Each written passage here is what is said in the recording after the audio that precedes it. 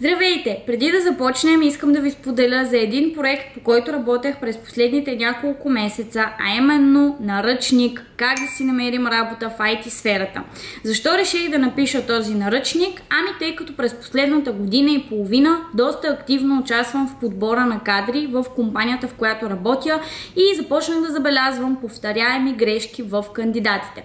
Също така от около 4 години преподавам активно в курсове по програмиране и там също съм отговаряла на стотици въпроси, които са така болки свързани с започването на работа в нашата сфера.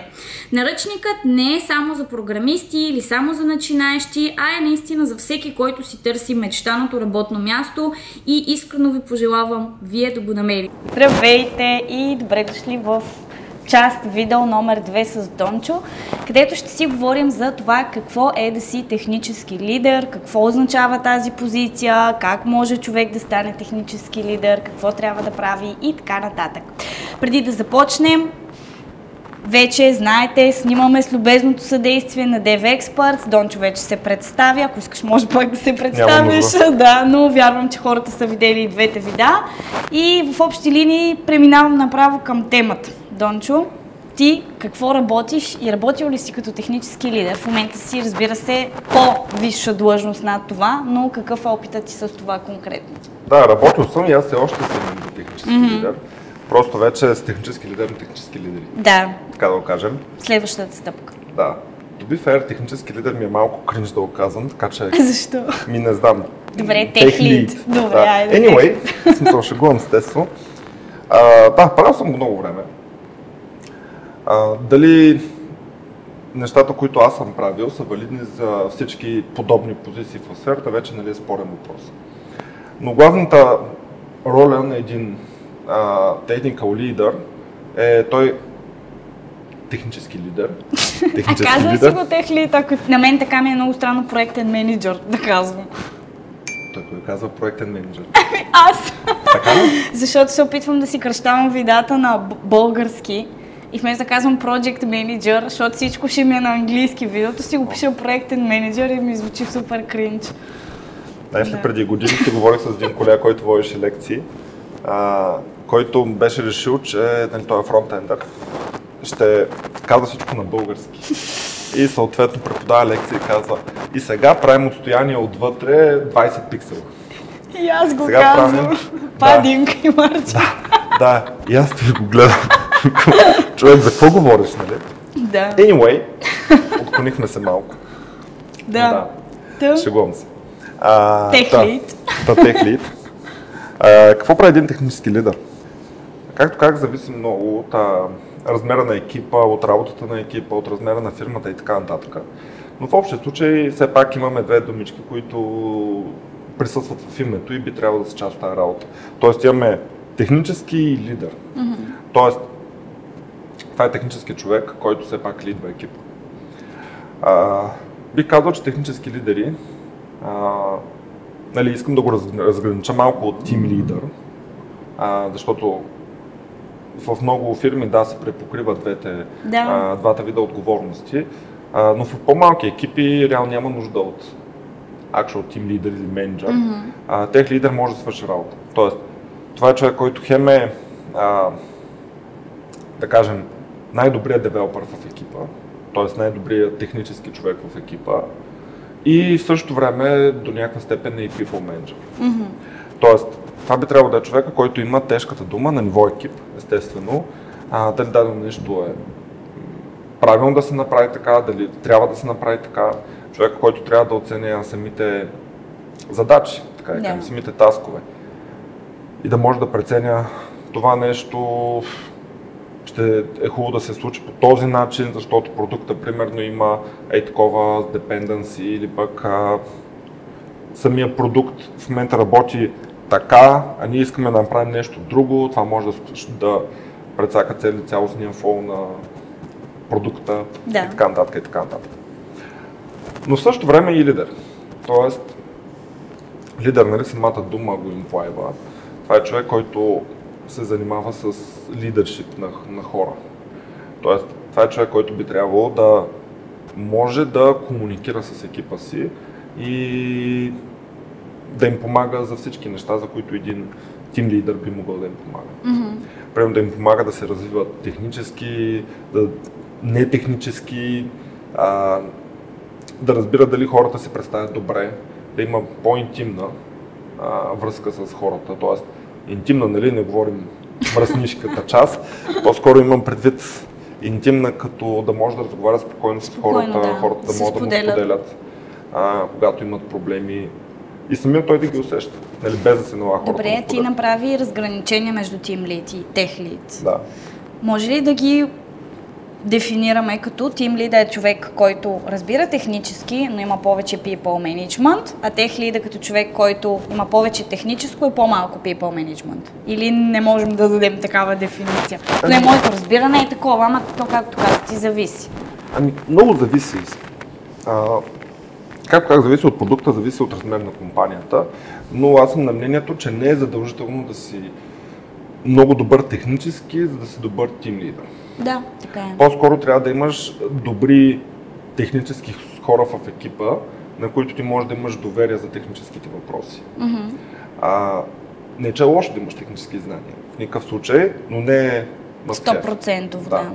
Тоест, има хора, които имат по-малко технически умения от други хора в екипа, но в същото време са по-добри лидери. Да. Тоест, могат по-лесно да лидват екипа, така че първо екипа да е доволен, второ и да продукта, който те изкарат, независимо дали е част от голям продукт или целият продукт, нали, абстрахираме се от такива неща, резултата да е задоволителен. Да.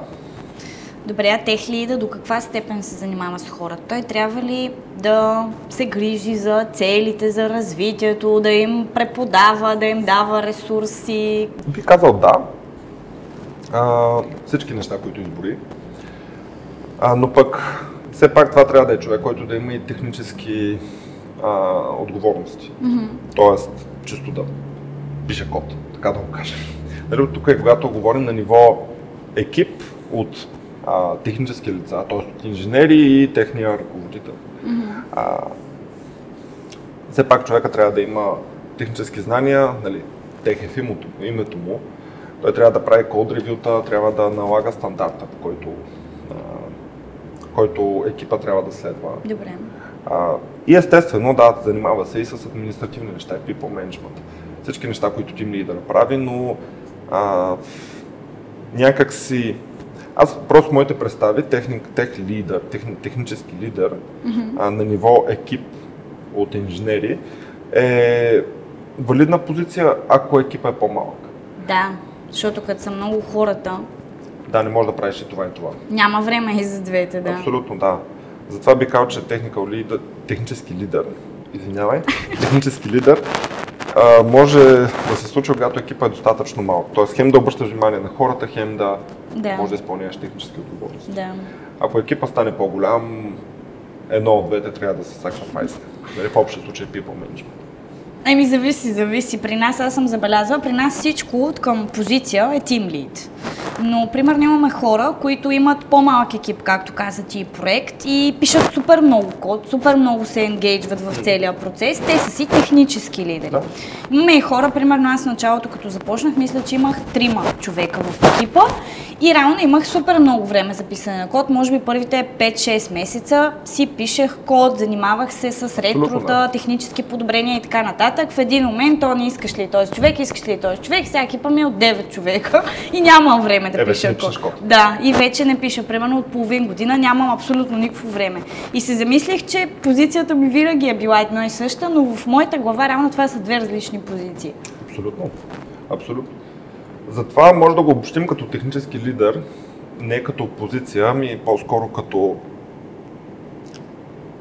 човек, който е лидер в техническа насока. Да, така да го кажем. Нещо като бизнес лидер, само че за тех, не за бизнес. Затова и нивата на технически лидер вече са няколко. Нали, ние до сега говорихме предимно на ниво екип, но в същото време, когато имаш по-голяма фирма, т.е. имаш няколко екипа, все пак трябва да имаш човек, който е над тях. Да. Нали, който също е технически лидер. Да. Но естествено, там вече отговорностите са различни. Добре, ето сега ти си на такава позиция, в която управляваш лидери. Ти имаш ли до каква степен в ежедневието си, ти стигаш ли до това, примерно сега, идват ли хората да те питат тук как да подходим, като го имплементираме това нещо? Имаш ли го още това силно застъпено към day-to-day активитите в проекта да взимаш техническите решения? Или по-скоро това вече отива към синьорите и другите лидове? Ами, зависи. Като цяло, аз малко съм с разбирането, че да, най-вероятно аз мога да взема всичките решения, но обичам да задам въпроса, трябва ли аз да го правя? Тоест аз съм най-правилният човек, който трябва да вземе техническите решения, особено на вече съществуващи проекти, защото проектите се менят. Тоест, проекти, по които аз съм работил активно преди година, вече когато ги погледна, има доста различни неща. Да, правилно. Доста различни неща, не е почти нищо общо, много общо имат, но все пак има достатъчно различни неща, така че моята експертиза на ниво конкретен проект, нали, в детайлите на конкретен проект може да не е релевантна. Съответно, избягвам да го правя. Да, той ще ти отнеме време да влезеш в контекста на промени и всичко. По-скоро, както казах, замислям се дали аз съм правилният човек за тези неща и предпочитам самите тим лидери или техникал лидери на екипи, те да вземат тези решения и вече ако те не могат да ги вземат или примерно имат затруднения за дадено нещо, или тогава чак вече да стига до мен. Добре, ти си в позицията на човек, който в момента развива такива лидери. Смяташ ли ти как може човек да разбере дали иска да поема тази стъпка? Реално стъпката ти е от синьор към тех лид. Ти ли забелязваш потенциала в такъв човек или чакаш инициативността от негова страна и как човек да разбере? Най-добре е самия негов тим лидер регулярно всички си правим така наречените едно в едно срещи. На различни, с различен интензитет, някои ги правят на 3 месеца, други на 6, трети на един път на година, няма значение това. Но реално на тези срещи е хубаво, когато един човек като лидер го видиш, че ти като лидер, видиш, че инженера проявява качества, които биха могли да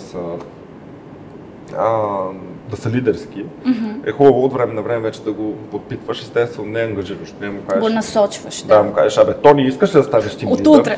Да. А по-скоро, нали, да го разпиташ човека, как си вижда кариерното развитие, би ли бил склонен да опита това или това или това. Да му го предложиш на масата се едно. То не дори да му го предложиш, а по-скоро да му видиш настроението.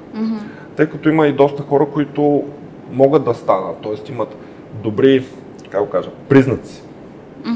Има признаци, че могат да станат добри лидери, но те да нямат това желание.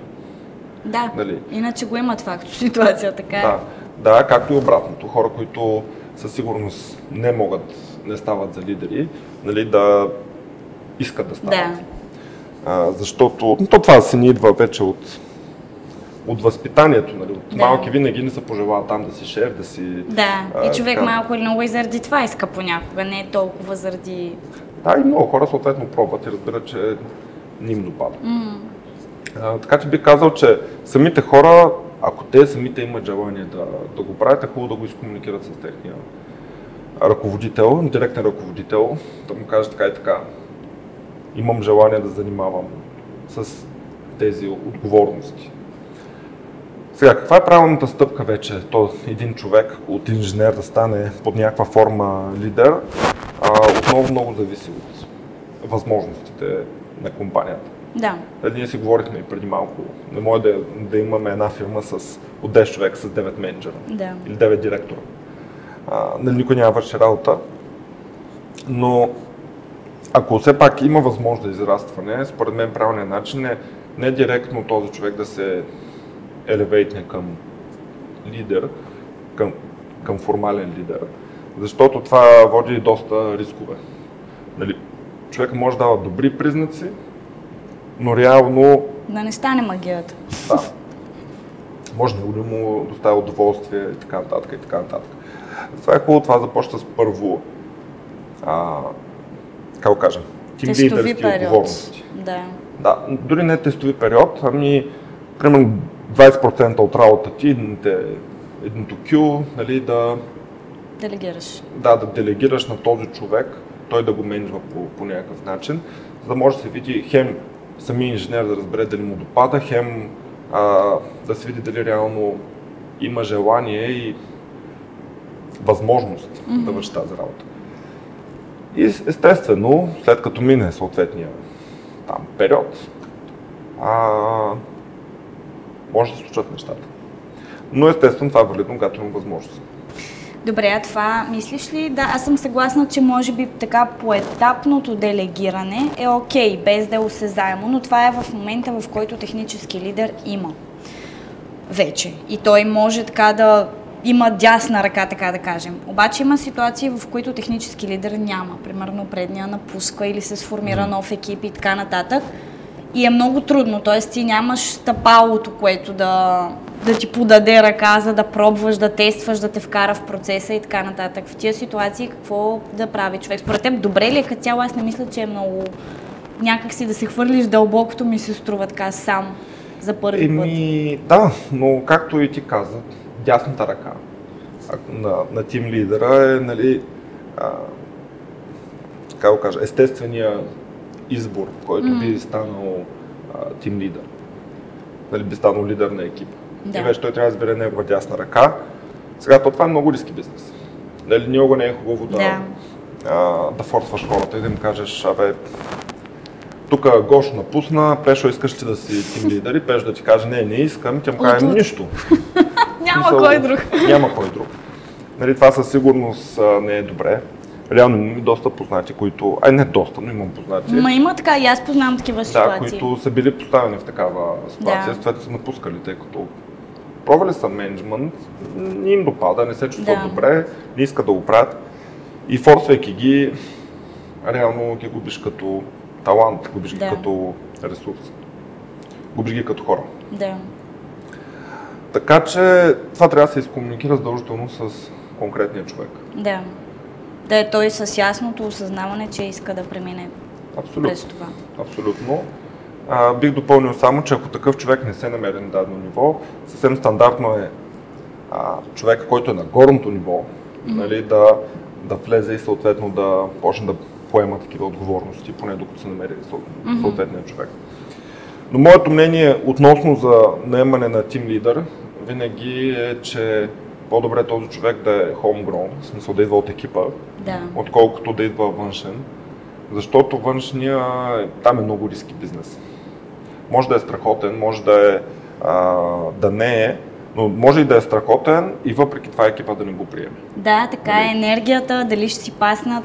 Много е, с програмистите не е толкова риски, може би, защото реално по-голямата част от тяхното ежедневие е да пишат код. Да, все пак е важно дали ще се разбира с екипа, комуникация и така нататък, но при лидера е много важно дали ще пасне, защото лидера ако не пасне и си тръгва и се сменя, вече е доста по-кофти отражението. А това вече зависи много от други критерии. Нали, примерно един човек, за да е лидер, той малко или много трябва да има авторитет през екипа. Да. А ти ако вземеш човек, външен човек, той няма никакъв авторитет пред екипа. Освен ако не е някой много известен. Да. Ако е някой много известен, ясно. Но ако е нормален човек, който не ходи по конференции, нали, не е активен в комюнитито, това не го знаят хората, да. Това не значи, че е лош.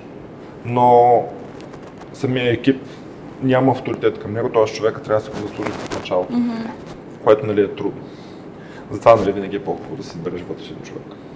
Добре. И сега въпроса, който всички синьори си задават, и ти може би си го задавал със сигурност, когато човек стигне някакъв етап в развитието си, да кажем, стане добър синьор и е добър в това, което прави, неизменно идва въпроса към по-архитектурна част ли да се ориентирам или към по-лидерска част. Тех лид и тим лид реално са в един път за мен, въпреки че едното е по-техническо. Да. Как човек да си отговори на този въпрос? Както казваш, ти трябва да опита, обаче с архитектурите не е баш да опиташ от днес за утре и да решиш. Все пак, могат да му се дадат отговорности за Взимане на такива решения, може би. Ами то не точно за взимане на решения, а по-скоро да изгради архитектура, така да го кажем, която естествено трябва да се ревюира след това. Може да се провери, но бих казал, че ролята на архитекта, отговорност на архитекта са много по-близки до day-to-day work на един инженер. Защото пак е техническо. Тоест, ти като техническо лице си виждал вече архитектури, които си имплементирал от архитекта. Интересно ти е, разглеждал си, говорил си с архитект, нали, имаш повече представа от тия неща. Докато people management е би казал, че по-непознатата материя. Съответно, нали, тук между другото бих сложил, освен архитект, бих сложил и Principal Developer, който е Lead Developer, Principal Developer. Това е една степка преди архитекта, да. Не, по-скоро бих сложил като паралелно. Не всеки иска да е архитект. Добре. Както не всеки иска да е менеджер, не всеки иска да е архитект. Може да искаш си девелопер. Нали? Просто по-отговорните задачи. Да си най-сеньор девелопър, а не архитекта. Тъй като архитекта не е точно девелопър. Да. Нали? Тоест не пишеш толкова много код. И не решаваш, нали, как го кажа, много challenging бизнес проблеми в работа с архитекта. Нали? Там гледаш на по-високо ниво.